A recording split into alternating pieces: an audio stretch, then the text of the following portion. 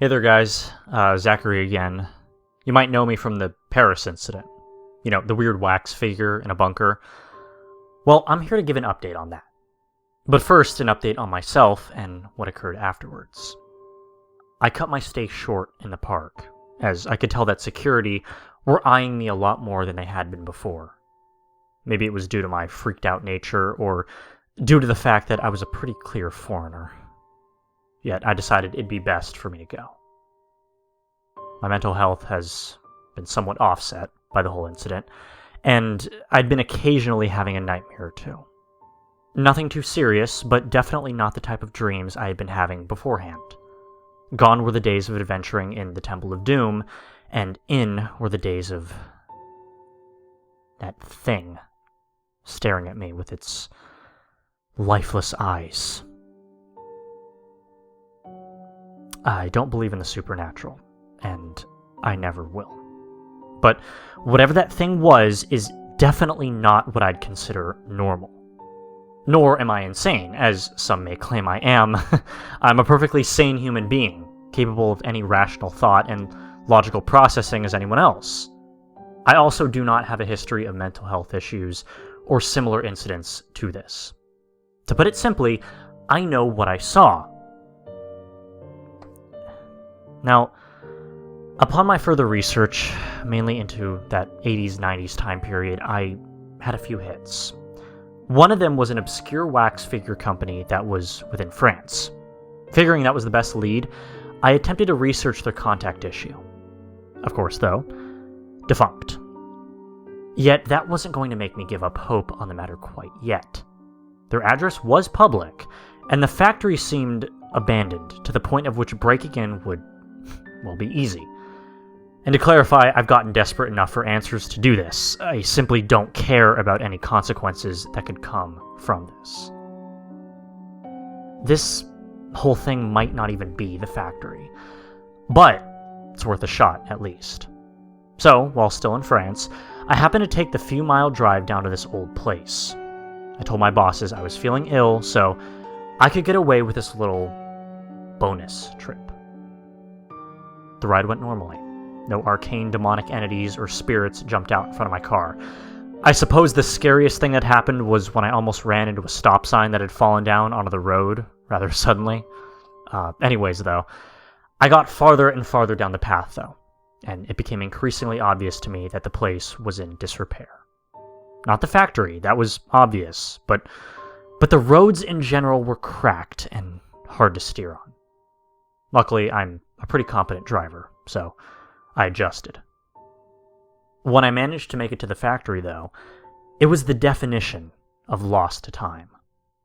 The building itself had windows that looked like they were completely smashed, and the front entryway was just hanging on by its hinges.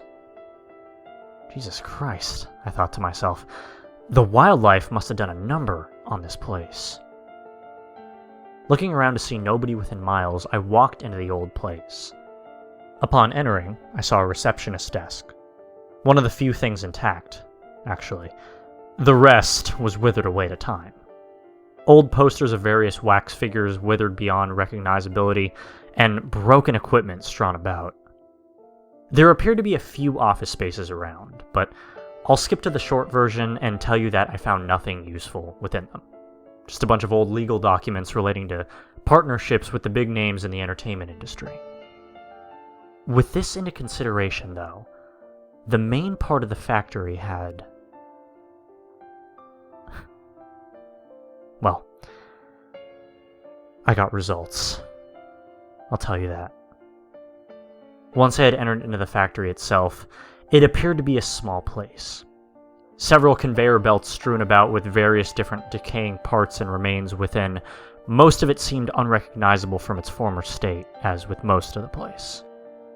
As I walked down the line, though, I could notice that there appeared to be something intact on one of the assembly lines. It took a bit to adjust my eyes to see exactly what it was, but when I got closer, it became visible. I had a hunch on what it was, but in all honesty, I was hoping I would find nothing. I was hoping this was just a one-off incident that would lead me to making myself feel like an idiot. it was another one of those wax figures. This one, seemingly in the process of decaying like the rest.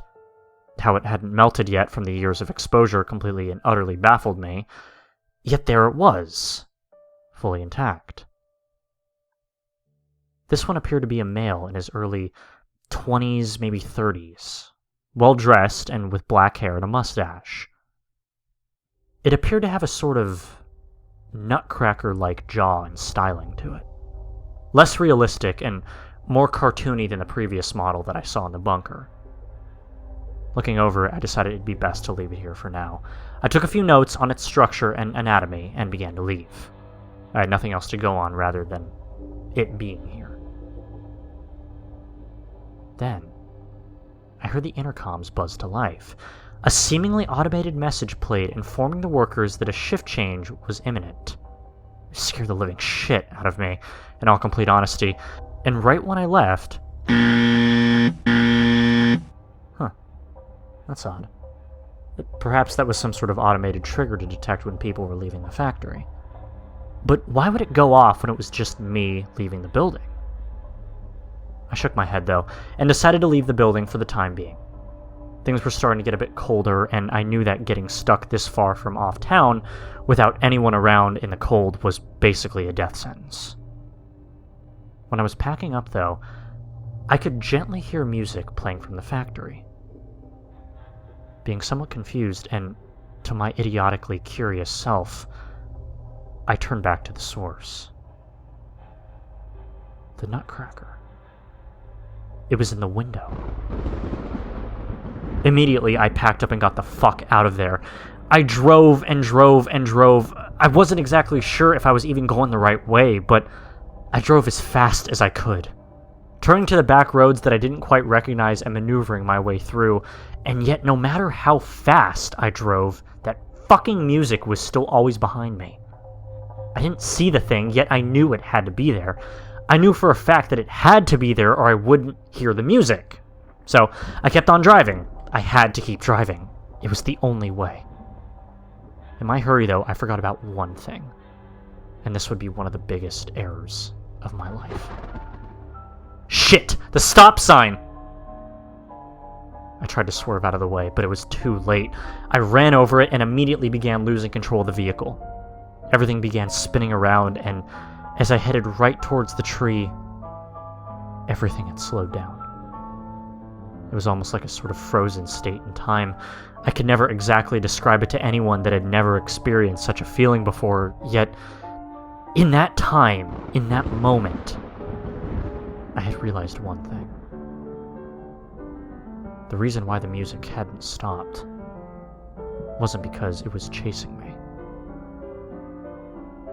It was right there, in the back seat of the car.